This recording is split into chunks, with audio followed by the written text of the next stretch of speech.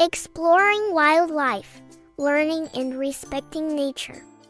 On a bright morning, 4 children, Mia, Ollie, Ben, and Nina, decided to explore the zoo in their city. They were excited to meet various animals from around the world. Upon entering, they headed straight to the lion, zebra, and elephant habitats. With great enthusiasm, they wondered about the food, habits, and habitats of each animal, asking questions to the zookeepers. They learned that these animals need to be protected and respected. Mia and her friends also learned about the importance of biodiversity and conservation efforts. After finishing their zoo exploration, the children felt inspired. They promised to better care for nature and the animals around them. Their journey was not only fun but also provided valuable learning experiences about the importance of preserving biodiversity and respecting other living creatures on Earth.